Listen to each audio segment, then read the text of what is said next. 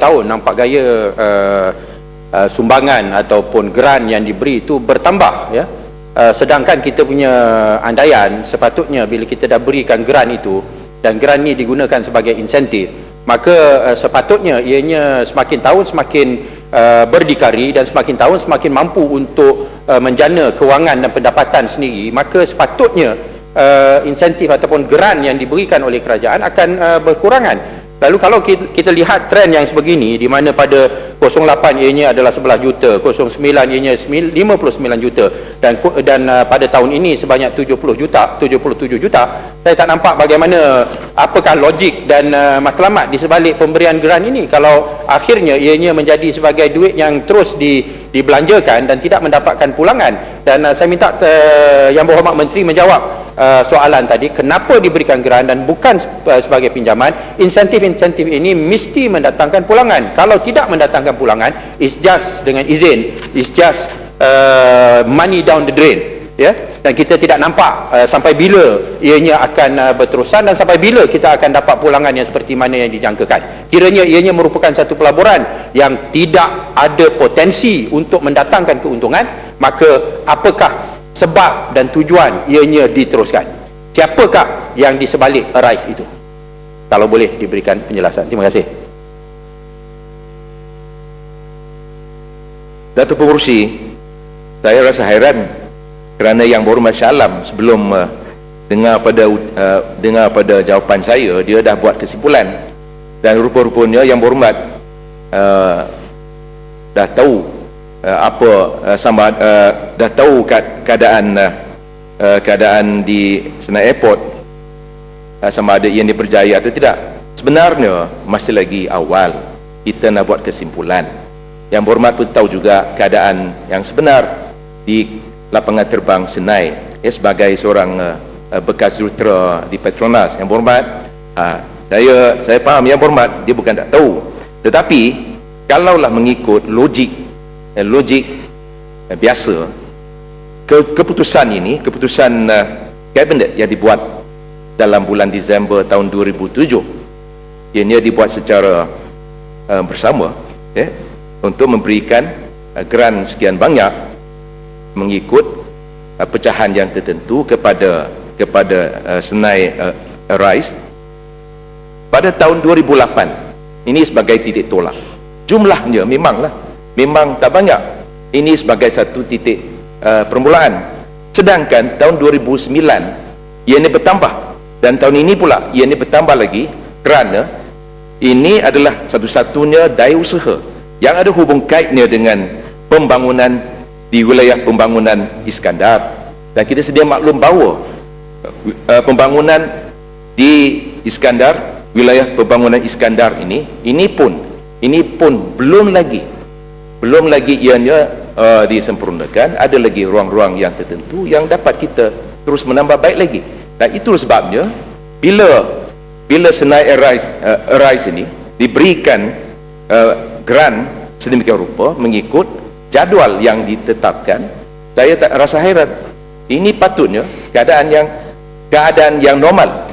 Tetapi berbalik pada prestasinya, prestasi itu saya setuju bahawa prestasi baik buruknya ianya kenalah dilaporkan, dimaklumkan kepada kementerian yang berkenaan, kepada wakil rakyat, kepada orang ramai. Itu memang saya setuju atas nama ketelusan dan kebertanggungjawaban. Dan dalam hal ini suka saya nak maklumkan Yang Berhormat dan Dewan Yang Mulia ini bahawa ini tetap akan disusuli, sebab pernah pihak kementerian memperingatkan pihak Senai ARISE tentang hal ini, dan dalam masa yang terdekat saya berharaplah laporan yang dimaksudkan itu akan dapat saya terima, sebab inilah satu-satunya yang saya pun nak tahu juga takat mana ianya berdaya saing berbanding dengan jiran yang terdekat kita, iaitu Singapura. Sebab tadi Simpang Renggam pun bangkitkan perkara ni. Soalan yang ataupun komen yang terakhir lah, pasal kita nak berpindah kepada tajuk yang lain lah.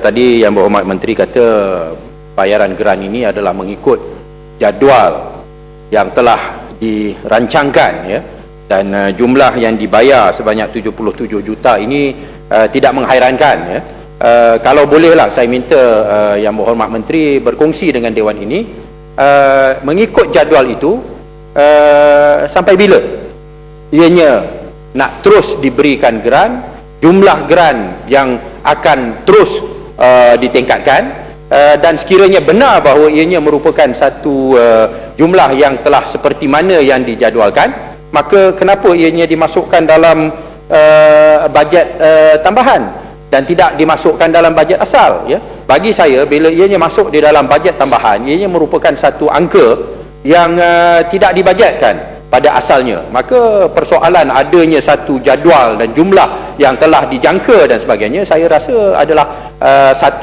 mungkin satu maklumat yang ataupun satu kenyataan yang kurang tepat, ya. Ianya semestinya merupakan satu perbelanjaan yang di luar jangka, dan itulah sebabnya kita ada bajet tambahan. Dan yang saya khawatir, yang saya paling khawatir ialah keadaan di mana geran ini bertambah tiap-tiap tahun tanpa adanya satu noktah dan pengurangan dan peningkatan dan matlamat yang ingin dicapai, ya, yang dikatakan persaingan dan sebagainya. Apakah tanda-tanda yang menunjukkan bahawa geran ini yang telah diberi sepanjang 3 tahun telah 2 tahun telah pun mencapai apa yang dikehendaki? Adakah dari segi dia punya pendapatan, ya, dari segi kargo yang telah melalui lapangan terbang Senai telah bertambah dan sebagainya? Maka angka-angka yang seperti ini perlu diberikan sebagai satu justifikasi. Terima kasih. Datuk Pengerusi, mungkin Yang Berhormat Shah Alam, dia cuma nampak bahawa setiap kali bila perbekalan tambahan dibentangkan, ia adalah disebabkan oleh adanya keperluan di luar jangkaan. Tapi jangan lupa, selain daripada itu, ada juga kemungkinan di mana permintaan yang tertentu bila ianya tidak dapat ditampung pada ketika itu, dan ianya terpaksa ditukar tambah lagi. Itu pun takkanlah Yang Berhormat terti. Dan Yang Berhormat juga tahu bahawa saya dah janji sebentar tadi bahawa saya akan berikan prestasinya. Prestasi yang dinyatakan itu tak lain daripada kargo dari segi berat, jumlah berat kargo yang dikendalikan, dan juga bilangan flights yang akan diadakan. Dan setakat ini memang walaupun terdapat 9 buah di syarikat penerbangan yang menawarkan khidmat, sama ada melalui charter flights dengan izin ataupun melalui penerbangan berjadual, tapi saya rasa tetap ianya mempunyai ruang lagi untuk ditambah baik lagi. Arif.